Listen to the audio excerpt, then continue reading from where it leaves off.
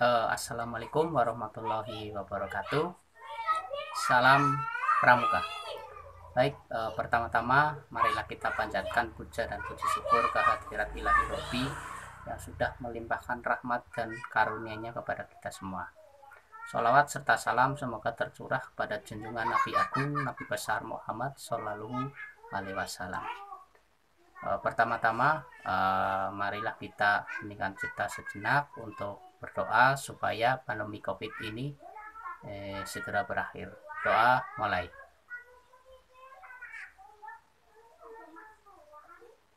Selesai. Yang saya hormati Bapak Kurniawan Basuki selaku Mabigus SMK Negeri Jawa Tengah beserta seluruh guru dan jajaran. Untuk kali ini kita akan sharing aja. Kakak akan sharing kepada adik-adik semuanya tentang kepemimpinan. Tapi sebelum itu saya sedikit akan memberikan tentang metode kepramukaan, prinsip dasar kepramukaan dan metode kepramukaan. Mungkin untuk adik-adik biasanya hafal hanya Trisatya dan Dasadharma. Ya, tetapi kali ini saya akan memberikan sedikit tentang PDK-MK, prinsip dasar kepramukaan dan metode kepramukaan. Apa sih itu PDK-MK? Yang pertama dari pengertian adalah PDK-MK adalah merupakan ciri khas yang membedakan antara kepramukaan dengan pendidikan atau organisasi yang lain. Itu. Dua, PDK-MK merupakan dua unsur atau proses pendidikan terpadu yang harus diterapkan dalam satuan atau setiap pendidikan kegiatan. Tiga, PDK-MK dilaksanakan sesuai dengan kepentingan, kebutuhan, situasi, kondisi peserta didik dan dalam kehidupan bermasyarakat. Itu. Baik, untuk yang tadi prinsip dasar kepramukaan itu ada 4 macam. Yang pertama adalah iman dan takwa kepada Tuhan Yang Esa. Prinsip kegiatan apapun di dalam kepramukaan harus berpegang teguh pada iman dan takwa kepada Tuhan Yang Maha Esa. Itu. Yang kedua, peduli terhadap bangsa dan tanah air, sesama hidup dan alam seisinya. Ya, jadi di dalam kepramukaan itu harus peduli terhadap bangsa dan tanah air. Semua kegiatan harus peduli terhadap bangsa dan tanah air, sesama hidup dan alam seisinya. Berarti harus semuanya alam diisinya harus kita perkembangkan, ya, perbaiki dan jangan merusak. 3, peduli terhadap diri pribadinya. Nah, ini yang paling penting adalah peduli terhadap diri pribadinya. Gimana mau peduli terhadap bangsa dan tanah air tetapi tidak peduli terhadap diri pribadinya, ya, dari kegiatan sehari-hari, kesehatannya, dan juga keimanan itu. Yang keempat adalah taat kepada kode kehormatan pramuka, ya.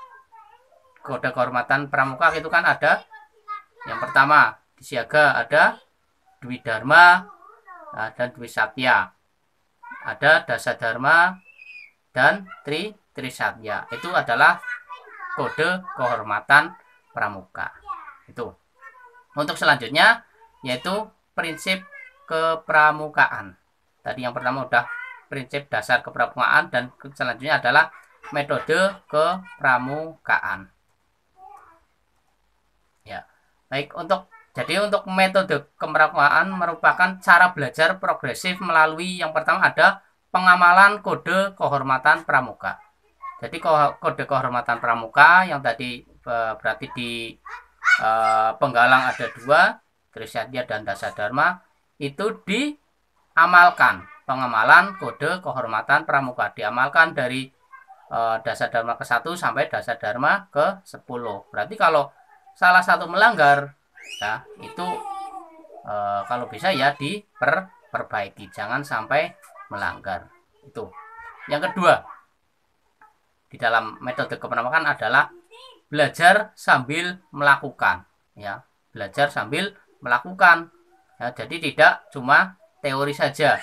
Jadi belajar sambil melakukan. Misal kita melakukan kegiatan tali temali, ya ada teorinya terus juga ada melakukan. Jadi akan semakin bisa, semakin paham. Itu. Yang kedua, belajar sambil melakukan.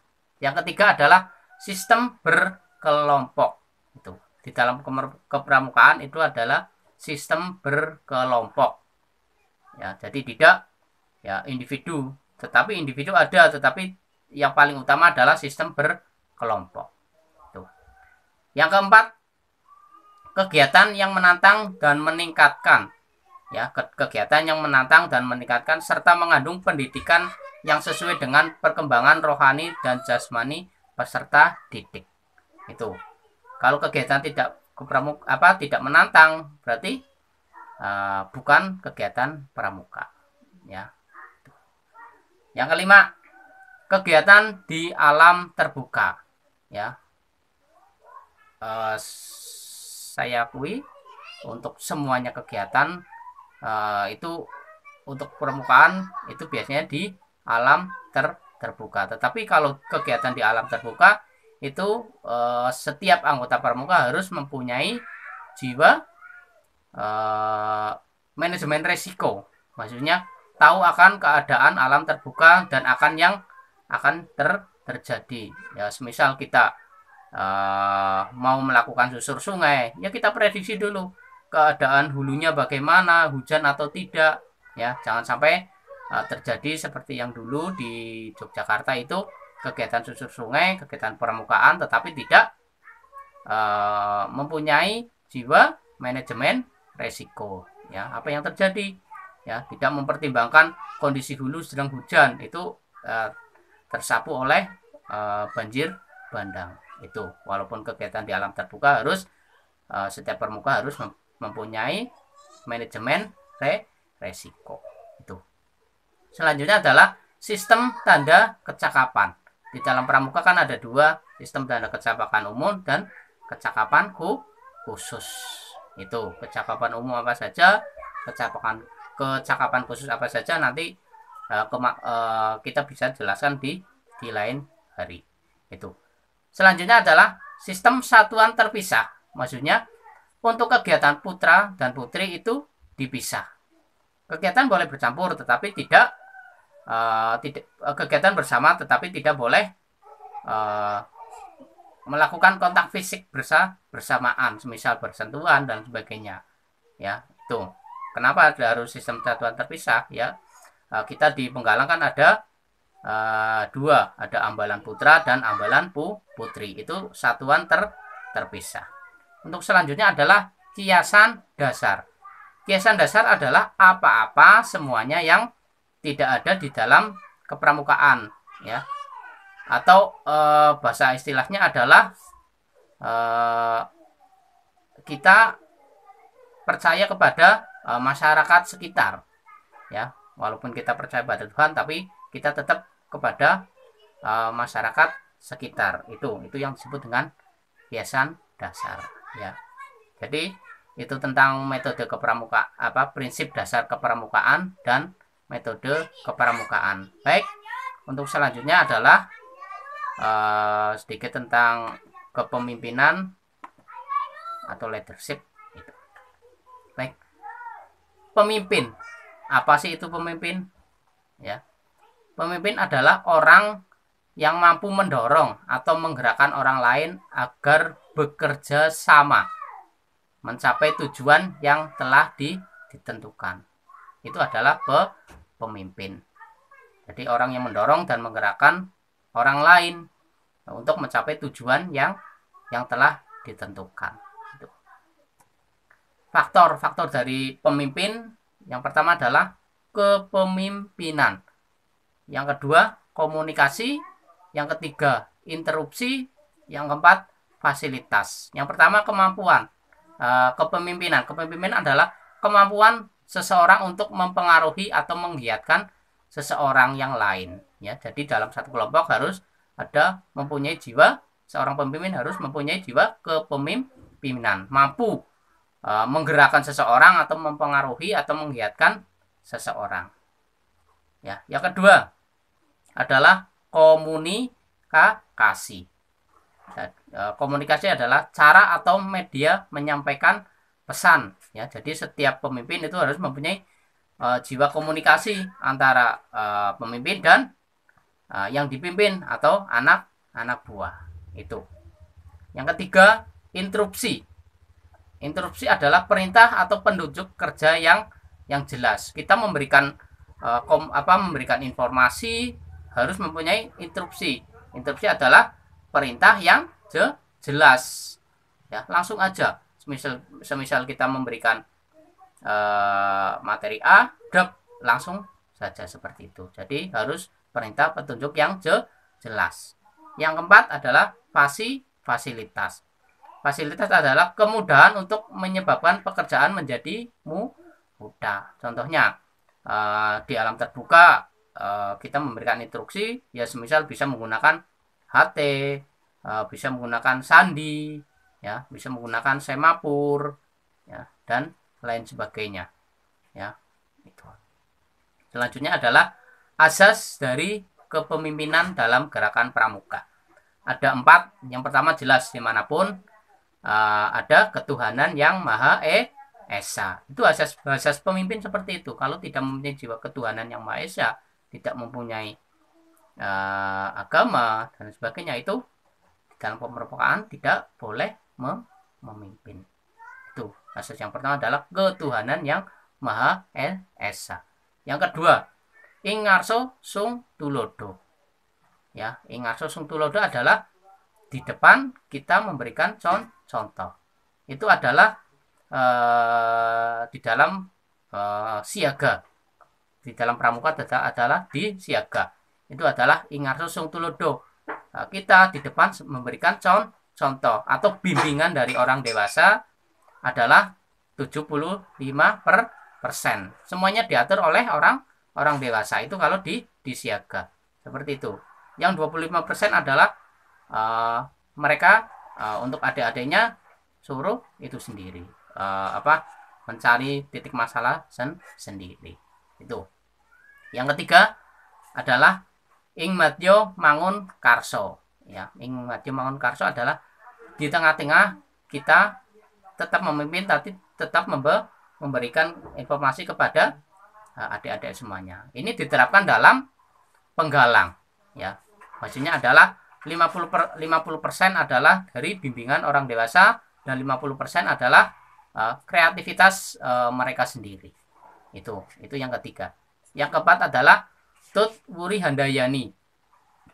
Itu diterapkan dalam kegiatan di pramukaan untuk penegak.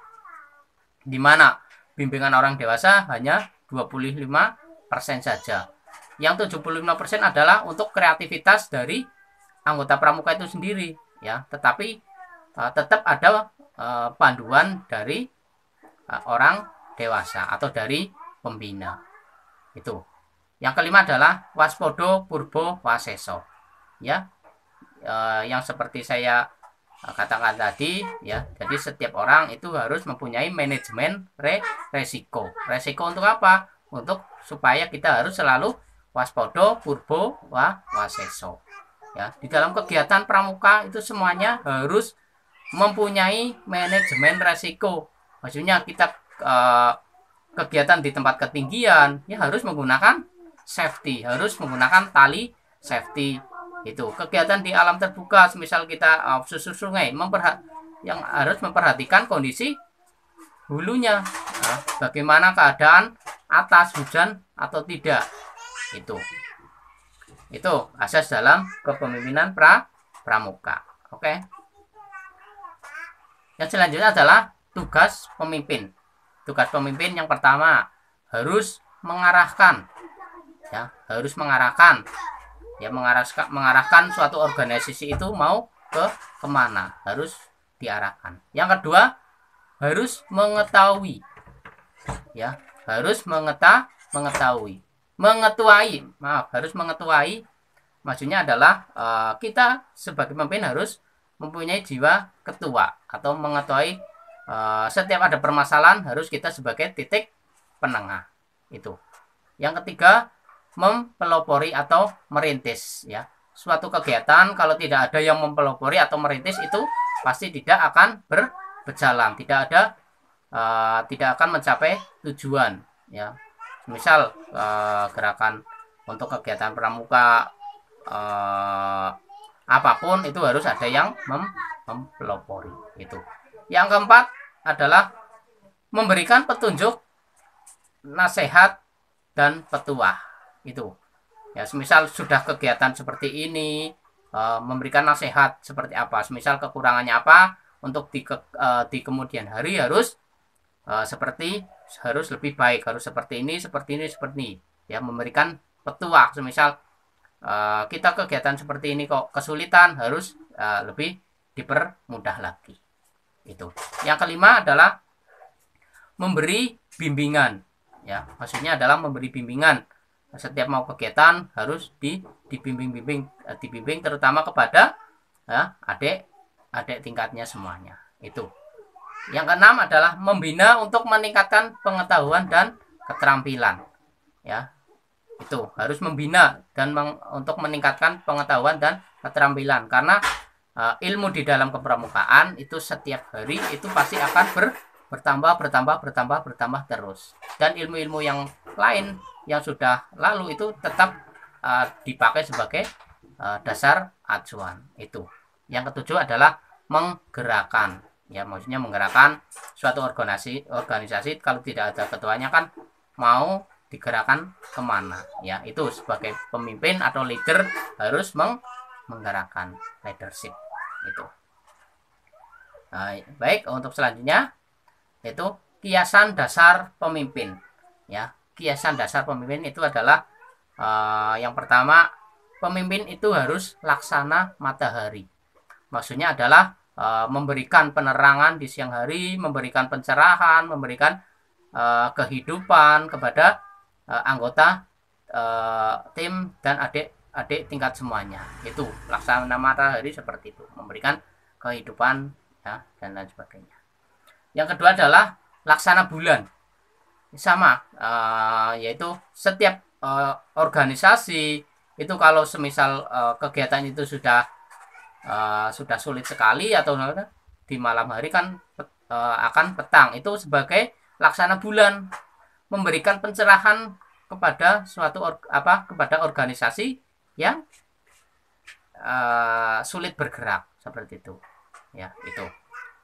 Yang ketiga adalah setiap pemimpin harus mempunyai laksana bintang, maksudnya adalah memberikan arah, memberikan tujuan kepada setiap anggota atau setiap organisasi yang dipimpinnya. Itu memberikan arah kemana akan organisasi itu akan berjalan. Selanjutnya adalah laksana angin. Laksana angin adalah memberikan suasana segar kepada adik-adik semuanya, kepada organisasi tersebut. Hanya kegiatan tidak sepaneng, tetapi memberikan kesegaran. Ya, angin kan itu ibaratkan kan sebagai kesegaran. Itu memberikan semisal kegiatan tidak harus selalu sepaneng, harus memberikan itu review kepada adik-adik semuanya atau dalam kegiatan organisasi. Yang terakhir adalah laksana air, maksudnya memberikan kehidupan kepada organisasi, ya. Organisasi itu harus hidup, ya. Terutama organisasi pramuka itu harus hidup, ya, tidak diam di tempat, ya. Laksana air memberikan kehidupan kepada setiap anggota, kepada adik-adik tingkatnya. Itu. Baik, mungkin itu saja dari saya, sharing dari saya. Mungkin bila ada kata-kata yang salah atau yang tidak jelas, kita akan berjumpa lagi di kegiatan pramuka ke depannya. Dan mudah-mudahan saya harap pandemi ini cepat berakhir, karena kegiatan pramuka itu enaknya adalah kegiatan yang di alam terbuka. Kita ketemu, kita kegiatan, tidak tidak sepaneng dan sebagainya, banyak kegiatan-kegiatan yang menyenangkan. Baik, mungkin itu saja.